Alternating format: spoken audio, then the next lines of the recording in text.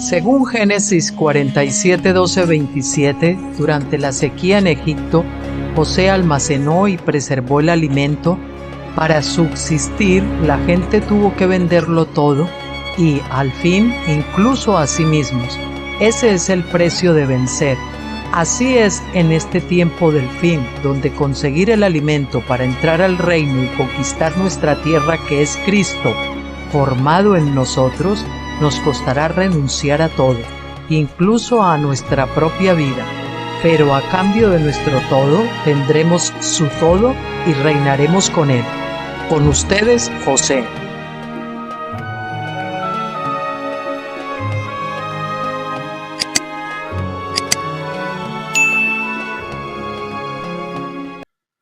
Hola a todos, bienvenidos, muy buenas tardes. Hoy viernes 28 de marzo del 2025, siendo ahora las 18:29 aquí en España. Bueno, pues como siempre, anunciándoles lo primero, el próximo vídeo, que será Dios mediante el lunes, estaremos viendo retomando el libro Términos Básicos de la Escritura del doctor Stephen Jones, y veremos el capítulo 23, que es el arrepentimiento, y el capítulo 24, que se titula ¿Qué es un testigo? ¿Qué es ser un testigo? Ya saben que la palabra dicen 2 o 3 testigos, que es lo que pide el Señor, ¿verdad? 2 o 3 testigos. Bueno, eso es lo que veremos entonces, Dios mediante el lunes. Vámonos con lo que tenemos para hoy, que es continuar con el libro de Deuteronomio, Segunda Ley, Discurso 3 o Tomo 3 del doctor Stephen Jones. Hoy veremos el capítulo 10, Dios es nuestro Padre, y el capítulo 11, que bueno, ahora llegaremos a él. Deuteronomio 10:20 dice: A Yahvé tu Dios temerás, a él solo servirás y a él te aferrarás y por su nombre jurarás. Porque el Dios de Israel es el Creador, un Dios de amor, de sabiduría y de justicia, es digno del respeto, es decir, el temor y la obediencia de Israel. Moisés le dice a Israel que se aferren a él en lugar de dejarse arrastrar a otros dioses que hacen reclamaciones y demandas similares a Yahvé, pero que son incapaces de cumplir sus promesas. El versículo 21 dice: Él es tu alabanza y Él es tu Dios, que ha hecho estas grandes e impresionantes cosas para ti que tus ojos han visto. Hemos resaltado lo de impresionantes y vamos a ver qué es eso. La New American Standard Bible utiliza el término impresionantes para trasladar el sentido de la palabra hebrea yare, con Y, yare, yare, que quiere decir temor. La King James Version traduce, en vez de impresionantes, terribles, en el sentido del antiguo inglés de causar miedo o terror. Pero la palabra hebrea usada aquí es la misma que en el versículo anterior, donde se nos dice: al Señor tu Dios temerás.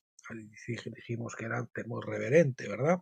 La palabra hebrea yare tiene un significado amplio que va desde el miedo absoluto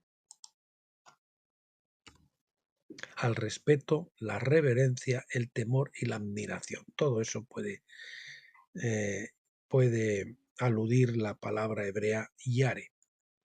Muchos hijos prometidos. En el Nuevo Testamento se hace más claro que Dios no solo es Dios, Rey y Juez, sino también un Padre. Como Padre debemos tener una relación personal con Él. En otras palabras, hemos de amarle como Él nos ama. Como Padre, Él desea hijos. El versículo 22 dice: Con 70 personas descendieron tus padres a Egipto, y ahora Yahvé te ha hecho como las estrellas del cielo en multitud. Dios le había dado esta promesa a Abraham ya en Génesis 15:5, diciendo: y lo llevó fuera y le dijo: ahora mira hacia los cielos y cuenta las estrellas si puedes contarlas. Y él le dijo: así será tu descendencia.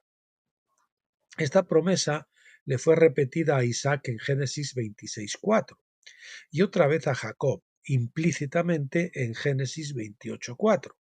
Los hijos de Jacob fueron llamados estrellas en el sueño de José, en Génesis 37:9.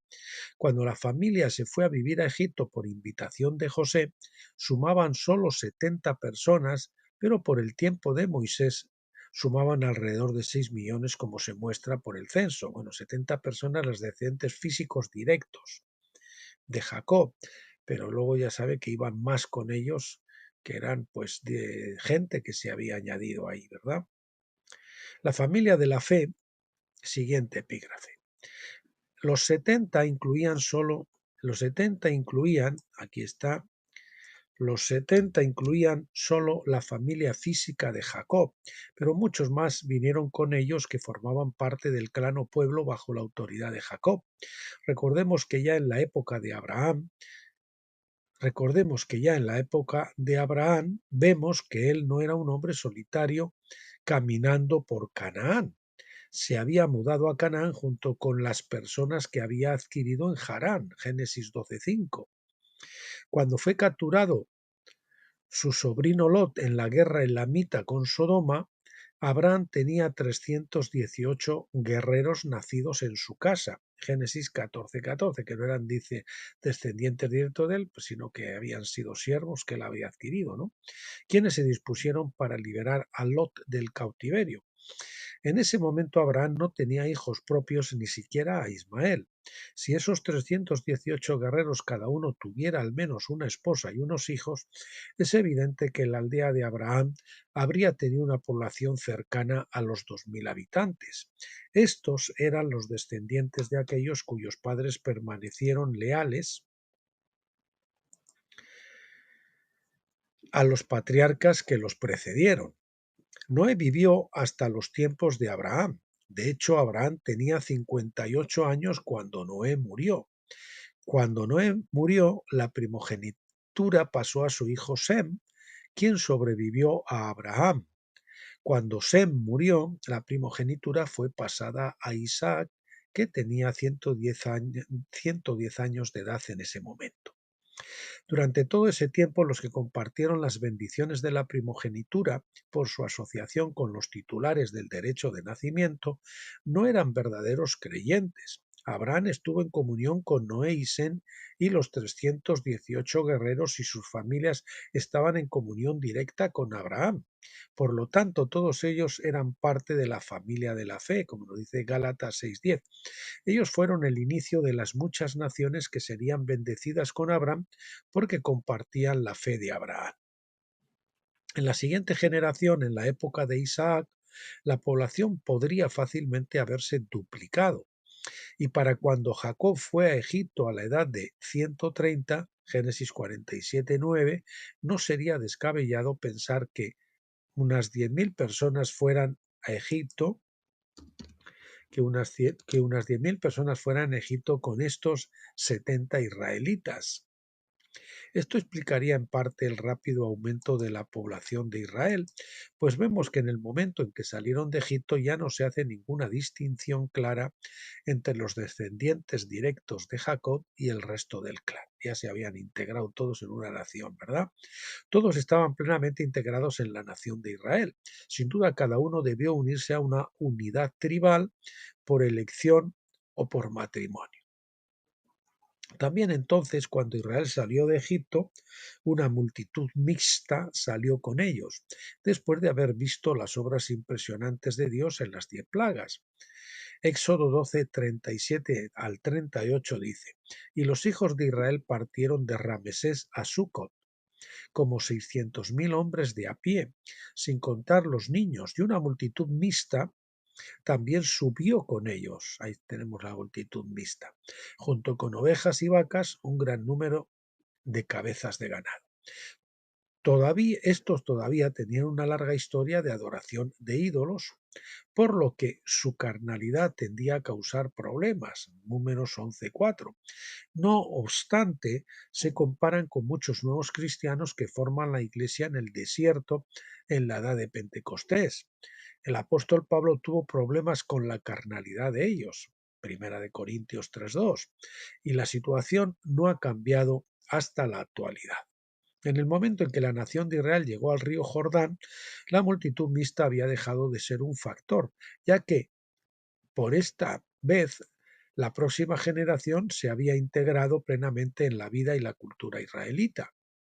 Y así, cuando Josué dio la herencia a cada tribu, no hubo una herencia separada para la multitud mixta.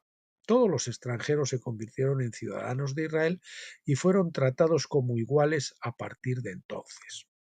Así que la población de Israel aumentó en gran parte porque fueron aumentados en número considerable desde el inicio, pero también en parte debido a la multitud mixta que se unió a ellos en su viaje como iglesia en el desierto. Así también vemos una situación paralela después del día de Pentecostés en la iglesia del Nuevo Testamento. Siguiente epígrafe: paralelos en el Nuevo Testamento. Pablo mismo luchó por la igualdad de derechos y la situación en el reino de Dios, no permitiendo que los judíos se abstuvieran de comer con los creyentes no judíos. Gálatas 2 del 11 al 15. Del mismo modo, Pedro había recibido una visión de Dios diciéndole que a ningún hombre llamase común o inmundo. Hechos 10:28. A causa de esa visión, Pedro predicó la palabra a los soldados romanos, quienes recibieron la promesa de los padres, el bautismo del Espíritu Santo, Hechos 10:44.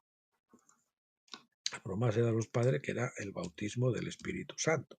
La lección de Pedro deriva de este incidente, la lección, que Pedro deriva de este incidente se da en Hechos 10, 34-35, que dice: y abriendo su boca, Pedro dijo: en verdad comprendo que Dios no hace acepción de personas, sino que en toda nación el que le teme y hace lo justo le es acepto. Pablo dio un paso más cuando argumentó que la verdadera simiente de Abraham son aquellos que siguen su ejemplo de fe. Gálatas 3, 14 y 29. Al exponer su sentir, Pablo hace uso de la metáfora común de su época. Marcos 3:17 dice que Santiago y Juan eran hijos del trueno. Del mismo modo, Jesús dijo que la sabiduría es justificada por sus hijos, los hijos de la sabiduría. Mateo 11:19, Lucas 16:8 habla de los hijos de la luz.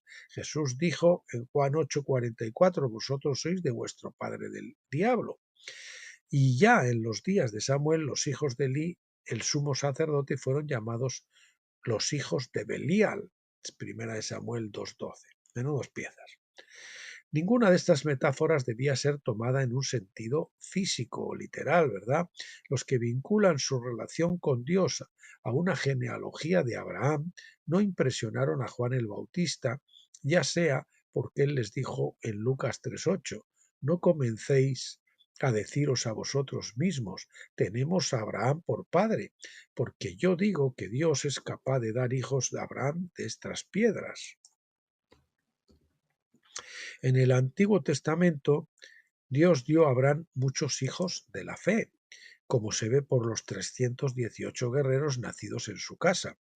La multitud mixta que salió con Israel de Egipto eran también hijos de la fe, porque eran parte de la iglesia en el desierto. Así también en el Nuevo Testamento vemos a las personas de otras naciones viniendo al lugar de la fe en Cristo. Estos también son hijos de Abraham en ese mismo sentido y comparten la igualdad de ciudadanía en el reino de Dios. Esto forma el contexto de la declaración de Moisés acerca de las 70 personas que se habían convertido en una multitud en el momento en que Israel estaba lista para entrar en la tierra prometida. El tema trata realmente acerca de que Dios es el Padre de muchas naciones. Eso es de lo que se trata. Bien, capítulo 11, liderazgo bajo Moisés. En Deuteronomio 11:1, Moisés continúa su tercer discurso diciendo: Tú, pues, amarás al Señor tu Dios y guardarás siempre sus ordenanzas, sus estatutos, sus decretos y sus mandamientos. Siguiente epígrafe: encargo de Dios para los vigilantes, o a los vigilantes, ¿verdad? también se podría decir. La palabra traducida como encargo es mismeret, el deletreo Mishmereth, mismeret, que significa guardia, custodia. También es un lugar donde los guardias o atalayas se establecen. En otras palabras, Moisés estaba diciendo a Israel que debían actuar como centinelas para vigilar las palabras del Señor para que no fueran pervertidas, descartadas o se perdieran. La palabra mismeret se utiliza también en 1 de Reyes 11, versículos 5 y 6, donde se traduce vigilar en la New American Standard Bible. Dice el versículo 5, y él les mandó diciendo, esto es lo que habéis de hacer. Una tercera parte de vosotros mantendrá vigilancia sobre la casa del rey en el día de reposo. Ahí tenemos, mantendrá vigilancia. Deberá vigilar otra vez sobre la casa para la defensa. Por lo tanto, cuando nosotros guardamos o mantenemos vigilancia sobre la ley, es decir, sobre la palabra de Dios, estamos cumpliendo con este mandato de Deuteronomio 11.1. No debemos permitir que la ley sea desechada, como muchos lo han hecho en la iglesia de hoy. Del mismo modo, Jesús mismo vigilaba la ley cuando luchó contra los escribas y fariseos. Jesús les dijo en Marcos 7.9, bien invalidáis el mandamiento de Dios para guardar vuestra tradición. El resultado fue que Jesús dijo, en vano me honran, enseñando como doctrinas mandamientos de hombres. Moisés dijo a Israel que debían ser vigilantes y siempre tomar en serio su responsabilidad en la vigilancia de toda palabra que sale de la boca de Dios. Siguiente epígrafe, estatutos, ordenanzas y mandamientos. Moisés también habla de estatutos o chukak, con dos qs ahí y acabado en h, chukak. Esto significa lo que está establecido o definido, según el léxico de Gesenius. Los estatutos dan una mayor definición a los mandamientos, para que podamos entender específicamente cómo cumplir la ley en nuestras propias vidas. Además de los estatutos, tenemos las ordenanzas, que es escrito MISPAP, con H intercalada, MISHPAT, MISPAT. Son los procedimientos en el tribunal, su litigio y el acto de decidir el caso, incluyendo las sanciones que el tribunal impone. Esas son las ordenanzas. MISPAT está diseñado para restaurar el orden legal, corregir al pecador y pagar restitución a las víctimas de la injusticia. Se impone la pena de muerte cuando la corte terrenal no puede restaurar lo que se había perdido, como en el caso de asesinato premeditado, o secuestro o violación, ¿no? Por lo tanto, si el tutor o defensor de la víctima no perdona el crimen, deberá ser resuelto más tarde en el gran trono blanco. Luego tenemos, además de los estatutos, las ordenanzas, los mandamientos. Aquí la palabra es mitzvah, mitzvah, M-I-T-Z-V-A-H, mitzvah. Son órdenes o prohibiciones en general, pero a menudo utilizados específicamente para los 10 mandamientos. Como de costumbre, Moisés equipara amar a Dios con escuchar y obedecer su palabra. Si uno ama a Dios, guardará sus mandamientos. Amar es obedecer. Y obedecer es permanecer. Eso queda el capítulo 14 o 15 de Juan por ahí. Queda eso bastante claro. Israel dio testimonio de los actos de Dios. Siguiente epígrafe. Moisés continúa en Deuteronomio 11 del 2 al 4. Y conocer el día de hoy que yo no hablo con vuestros hijos que no han conocido y que no han visto la disciplina del Señor, tu Dios, su grandeza, su mano poderosa y su brazo extendido, y sus señales y sus obras que hizo en medio de Egipto a Faraón, rey de Egipto, y toda su tierra, y lo que hizo al ejército de Egipto, a sus caballos y sus carros, cuando abrió las aguas del Mar Rojo para sepultarlos, para engullirlos mientras estaban persiguiéndote y el Señor los destruyó por completo. La mayoría de los israelitas no habían visto estas cosas, a excepción de los menores de 40 años de edad que nacieron en el desierto. Sin embargo, sin duda, la historia había sido transmitida a los niños por sus padres. Vamos a poner aquí quizás mejor, yo creo que a los hijos, por sus padres que habían visto los tratos de Dios,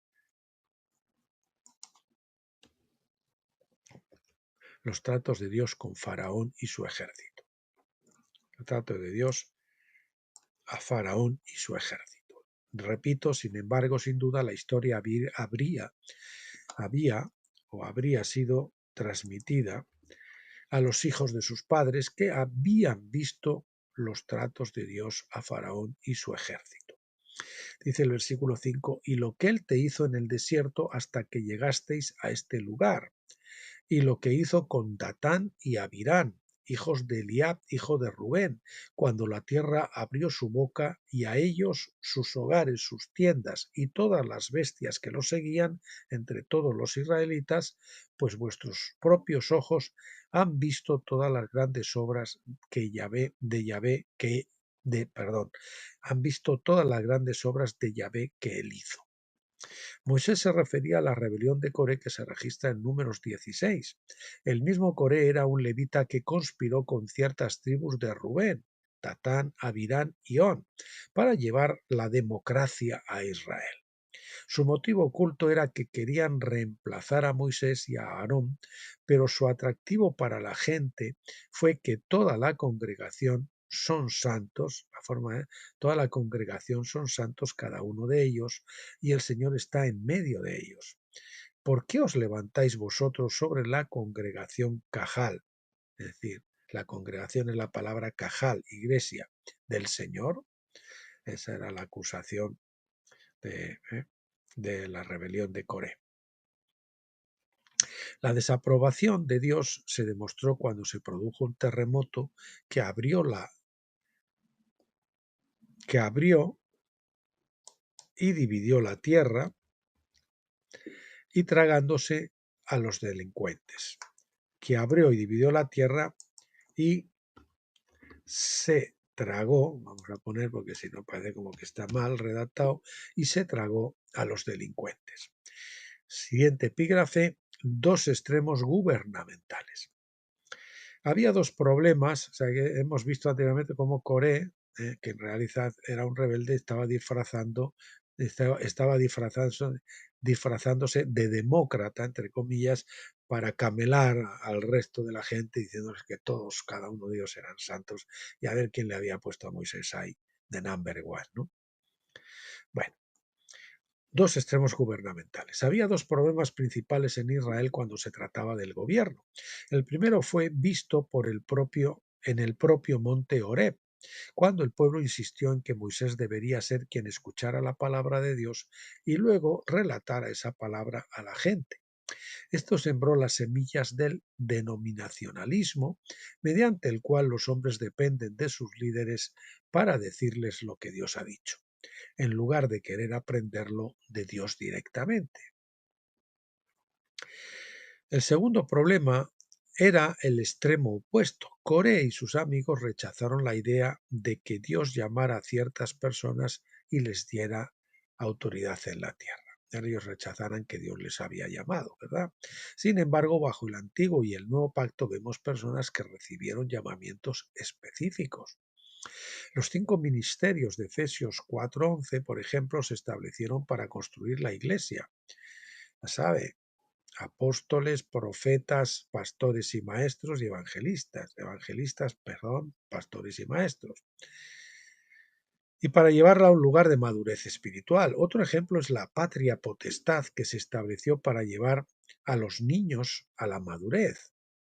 En ambos casos, la autoridad no fue diseñada para ser perpetua, sino para llevar a los hijos al lugar donde puedan, a su vez, encargarse de la autoridad sobre los suyos. La autoridad espiritual no se da a los niños, ni siquiera a los jóvenes, sino a los padres. ¿m? Incluso aunque estén destinados a ser herederos de todas las cosas, Gálatas 4:1.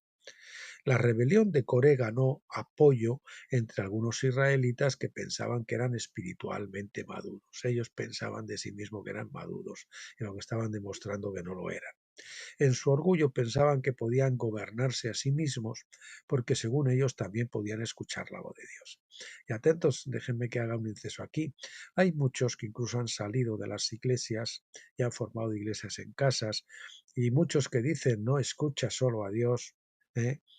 Pero en la escritura está claramente establecido la autoridad, y la única forma de aprender de la autoridad y de aprender la obediencia es estar sometido a autoridad hasta que uno es emancipado por el Señor. Y digo por el Señor porque el Señor, cuando es uno maduro, Él se lo revela, y cuando es el tiempo de que Él salga de estar bajo autoridad de otras personas, si Él le quiere dar a Él un ministerio ya independiente y tomar decisiones por sí mismo, claro, lógicamente se entiende en comunión con Dios, pues lo hace. Ese fue mi caso, y eso ha sido el caso de todas las personas, de todos los líderes a lo largo de la historia en la Escritura. Nadie puede estar por su cuenta y sin estar sometido a una cabeza hasta que no haya entrado en la madurez. Digamos, hasta que no haya cruzado el Jordán y un poco más allá. Porque una vez que cruza el Jordán, Cristo ha sido formado en él, pero es un Cristo pequeño que tiene que crecer a la estatura de la madurez. Y cuando ya pues han pasado unos años, entonces es cuando el Señor lo va a sacar, como me hizo a mí, lo va a sacar de la iglesia, pues para iniciar con él lo que quiera iniciar el Señor con él. ¿De acuerdo? Una congregación, un ministerio, etcétera. La autoridad espiritual no se le da a los niños, incluso aunque están destinados a ser herederos de todas las cosas. ¿M? Pero tienen que estar bajo ayo, ¿m? Hasta que les llega la edad. La rebelión de Coré, o sea, son herederos, pero bajo ayo. Y en nada se diferencian de un esclavo, básicamente, en ese tiempo, ¿verdad? Aunque son herederos. La rebelión de Coré ganó apoyo entre algunos israelitas que pensaban que eran espiritualmente maduros. En su orgullo pensaban que podían gobernarse a sí mismos porque según ellos también podían escuchar la voz de Dios. Sí, ya vemos que en Pentecostés muchos escuchan la voz de Dios, pero también escuchan la voz de su carne y la voz del diablo, y como no ha sido partido el alma y el espíritu, porque no han cruzado el Jordán y el velo no se ha roto, pues por lo tanto no disciernen bien las voces y necesitan ser corroborados por un testigo o por dos o tres testigos, ¿verdad? Es decir, un líder, un pastor, el esposo por una esposa, etcétera. De hecho, estaban descontentos con las restricciones morales impuestas a ellos, no por Moisés o Aarón, sino por las leyes de Dios mismo. En otras palabras, querían desechar las restricciones de la ley de Dios y decidir por sí mismos qué código moral seguir. Vamos al siguiente epígrafe, que se titula Democracia. Vamos a ver esa falacia de la democracia, ¿verdad? Los líderes de la rebelión trataron de usar la verdad como una herramienta para derrocar a Moisés y Aarón y para ganar poder sobre el pueblo. La verdad que trataron de utilizar a su favor fue el argumento de que Dios habla a todos los hombres. Por este motivo, decían, las personas debían ser autónomas y no necesitaban a Moisés o a Aarón para guiarlos. El problema, por supuesto, era que en el monte Sinaí el pueblo ya había rechazado oír la voz de Dios y ya habían adorado al becerro de oro. En su conjunto, la nación había demostrado que aún era incapaz del autogobierno sin líder. Escuchen, al hilo de esto que estamos comentando y del epígrafe anterior, por favor, si usted no conoce, lea el libro Autoridad Espiritual de Wasman Nee. Es fundamental, es un libro fundamental porque la autoridad es el principio espiritual más importante en el universo. El que no aprende la obediencia estando sometido a autoridad no puede madurar y no puede crecer y no puede ser y no se le puede dar autoridad por Dios. ¿de acuerdo? Y no me digan que hay el pastor o este o el otro, no sé qué, o es que mi abuelo, o mi suegro, o yo qué sé, o no lo hacen bien, ¿no? Bueno, yo no sé por qué el Señor le habrá llevado a usted a estar bajo aquellas personas, pero si le ha llevado, probablemente esa congregación es que quiere, lo ha plantado allí, es que quiere que crezca allí, normalmente, que quiere que crezca allí, porque usa un hermano para darle el evangelio a usted, ese hermano perteneció a esa congregación, etcétera. Por lo lógico es que usted esté allí, con los que le han llevado a Cristo, ¿verdad? Y someterse, aunque no le guste muchas cosas, pero usted tiene que aprender la obediencia, así como David se sometió a un perverso Saúl que lo quería matar y no se separó hasta que el Señor lo mandó sacar y lo respetó hasta que el Señor lo quitó de en medio mediante la muerte. Hasta entonces él no quería tocar la unción de Saúl. Si no aprendemos la sumisión, también les recomiendo el libro Tres monarcas de Ginny Edwards. Ambos libros los pueden descargar de mi blog Tabernáculos. Creo que también en Finisterre probablemente, pero seguro que los tienen ahí los dos en Tabernáculos. Repito, Autoridad Espiritual de Guasmani y, por otra parte, Los Tres Monarcas de Ginny Edwards. Se cuenta la historia entre Absalón, entre David, Saúl y, perdón, entre, sí, entre primero Saúl, David y después Absalón, los tres monarcas, para que vean cómo el David, yo suelo decir que los Davides solo crecen a la sombra de los Saúles. Por eso ahí David lo tenemos en el medio, sometiéndose, él aprendió la obediencia y después además aprendió cuando se le reveló su hijo Absalón que él no debía actuar por sí mismo, sino que Dios era el que debía vindicarlo frente a su hijo. Hasta ese punto de humildad llegó. Ni siquiera aquel hombre que lo había insultado cuando salía de Jerusalén, no me acuerdo ahora el nombre, cómo se llama, lo quiso reprender.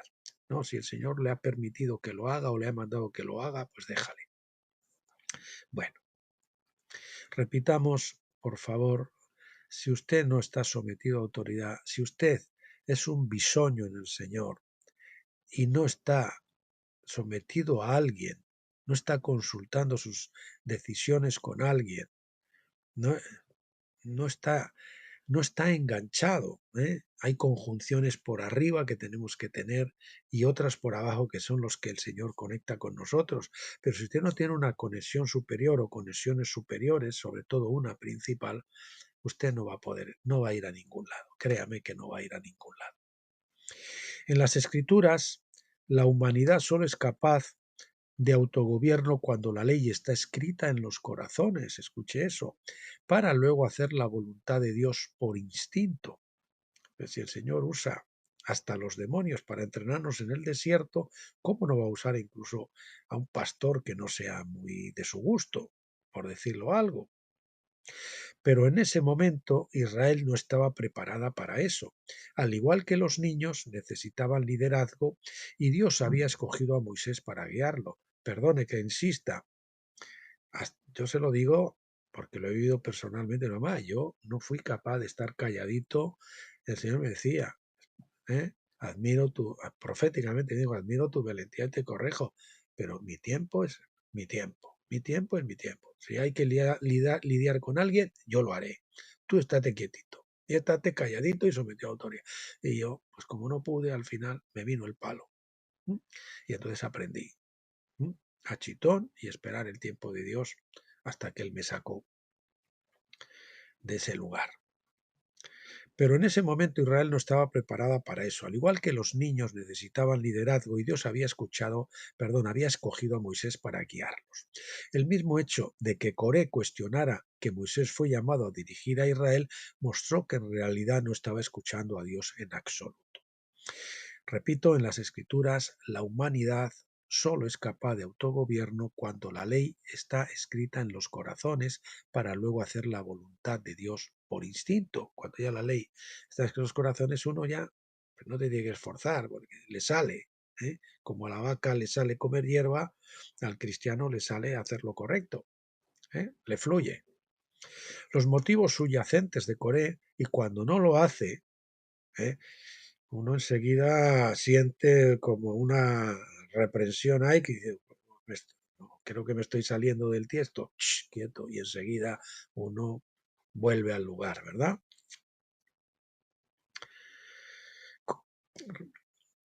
Los motivos los motivos subyacentes de Coré fueron la rebelión y ser un sin ley, es decir, anárquico.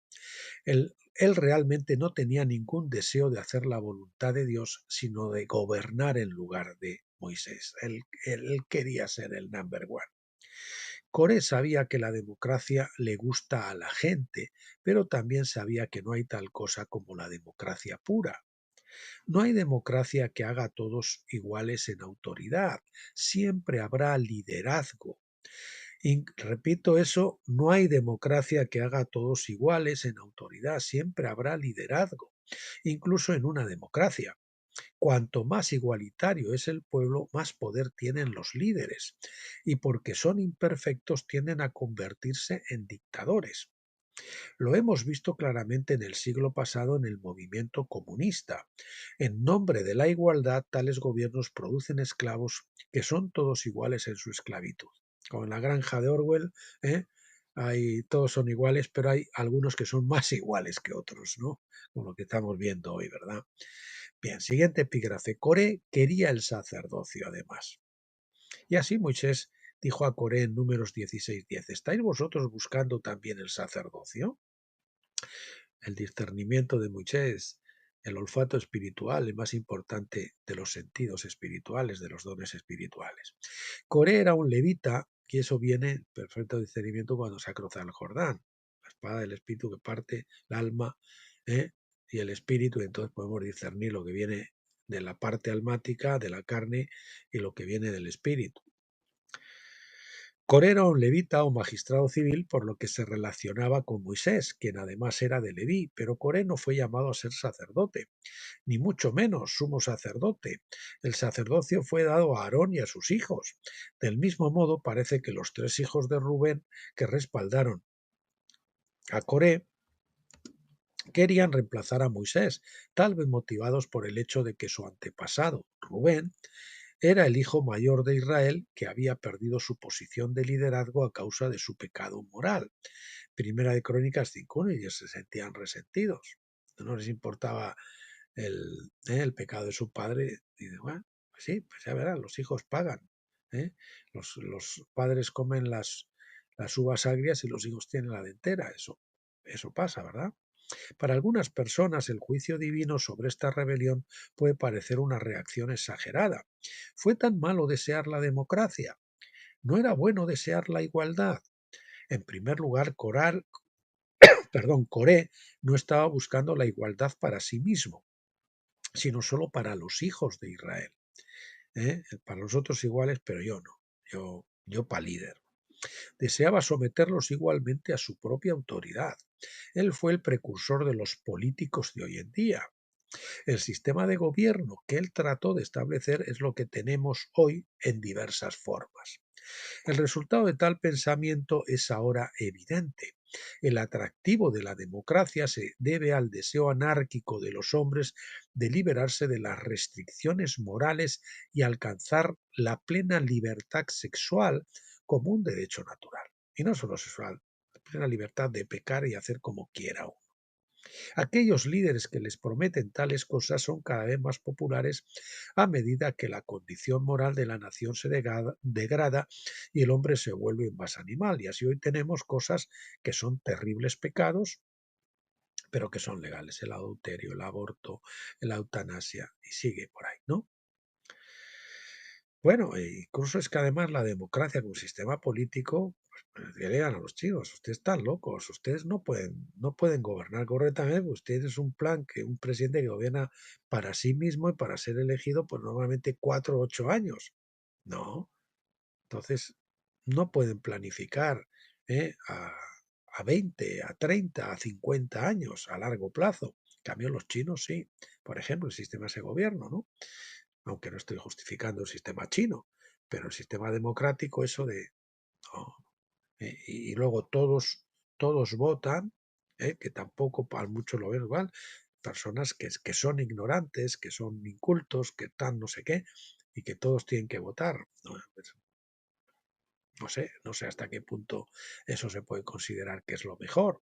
Debería ser una gente seleccionada, una gente instruida, que a su vez luego ellos elijan al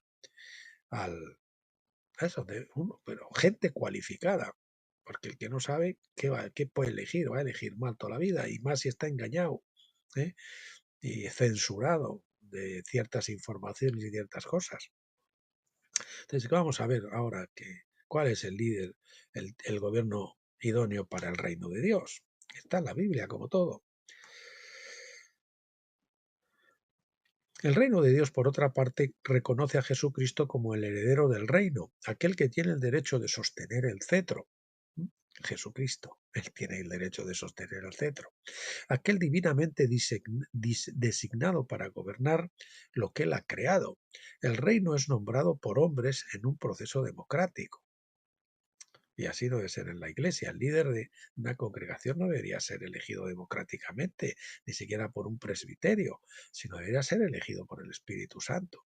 Y los demás deberían estar de acuerdo si es que escuchan todos al Espíritu Santo y dan, no, pues yo creemos que el Señor me dice que es este.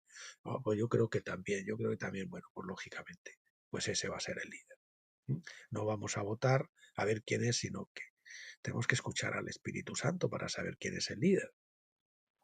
Ni los llamamientos de Dios son dados por los hombres o adoptados por su propia voluntad. En cambio, los hombres son responsables de discernir y reconocer, escuché, los dones y el llamamiento que Dios ha puesto sobre los hombres y las mujeres. El líder, cuando llega el tiempo de decir, oye, pues no, mira, el Señor te está llamando por esto, y entiendo, ¿no? Entiendo que tú ya no tienes que estar aquí, que tienes que ir por tu cuenta, etcétera, ¿no?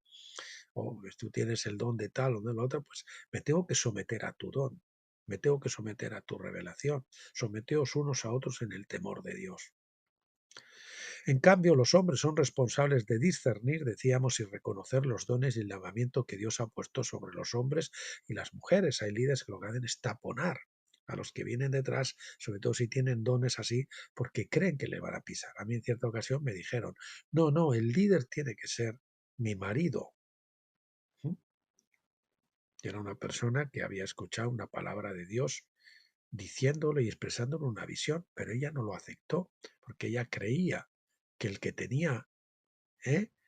el que estaba siendo llamado a eso en la visión, no debía ser el que ella misma había nombrado, sino su marido. Entonces, pues ocurren cosas así. Ante la falta de rey, Jesús en persona, ante la falta del rey Jesús en persona, porque lógicamente todavía no ha venido, es necesario que el líder o líderes conozcan la ley de Dios y se pregunten a cada paso, ¿qué haría Jesús de tener revelación? Dios es el único legislador. Los representantes de los hombres son llamados solo para orar, buscar la voluntad de Dios y para hacer cumplir o interpretar las leyes que Dios ya ha promulgado. En el reino de Dios ninguna ley es válida si entra en conflicto con la palabra de Dios. Tampoco deben los hombres apoyar a aquellos que no son llamados a gobernar. No, es que por amiguismo o porque es familiar o tal. Vamos a... Nuestros antepasados establecieron una república. Ahora vivimos en una democracia. Stephen Jones dice refiriéndose a Estados Unidos, lógicamente. Y él dice, el doctor Stephen Jones, yo abogo por una monarquía en el reino de Dios. El reino de Dios es una monarquía, un rey. De hecho, por ejemplo, incluso en España, por ejemplo, es una monarquía parlamentaria, pero como dice hasta la saciedad César Vidal, el hermano César Vidal, que aparte de ser un gran hombre geopolítico de los medios de comunicación, pues además es hermano en Cristo. Él dice que es una democracia digo que es una oligarquía con ropajes o vestida de democracia parlamentaria, pero que en realidad es un régimen, no como el régimen de Franco, ¿no?, sino como el régimen anterior a la Revolución Francesa, es decir, de feudales, no ya sacándoles el 10 o el 20% a los pobres siervos, sino pisándoles hasta el 60 y hasta el 70% y robando a expuertas. Eso es lo que tenemos, vestido de democracia parlamentaria. Bueno, mis queridos amigos, pues hasta aquí lo del día de hoy. Ya saben que tocaremos el libro Términos Básicos de la Escritura para el lunes, Dios mediante, como les anuncié al principio. Y solo me queda, como todos los fines de semana, bendecirles a todos en el nombre del Señor Jesucristo para que tengan descanso, reposo en el Señor, para que se diviertan y para que se llenen del Señor. Por supuesto, orar también, como hoy hemos tocado, para que el Señor les dé discernimiento pleno, para que sepan que si usted todavía no ha llegado a la madurez, si usted todavía no ha cruzado el Jordán, si usted es un imberbe espiritualmente, si es bisoño espiritualmente, necesita estar sometido a autoridad, aunque esa autoridad a usted no le guste. Recuerde que el Señor usa a esas personas para entrenarnos, especialmente aquellos que nos parecen malos. ¿Y cómo se prueba uno si es sumiso, si es más y obediente? A ver, si es a uno que lo trata de maravilla, pues todo el mundo lo haría. Pero no hay forma de aprender obediencia sino someternos a aquel sitio donde el Señor nos ha llevado, no al que queremos nosotros. Por eso hay muchos que van saltando también, como las avispas o las abejas de flor en flor. No podemos salir, tenemos que plantarnos para poder crecer en el sitio en el que el Señor nos ha puesto. Y cuando llegue el tiempo, si el Señor nos quiere dar a nosotros un ministerio, Él nos sacará fuera del campamento. ¿De acuerdo? Bueno, pues les emplazándoles como siempre entonces hasta el lunes, como siempre, pásenlo bien.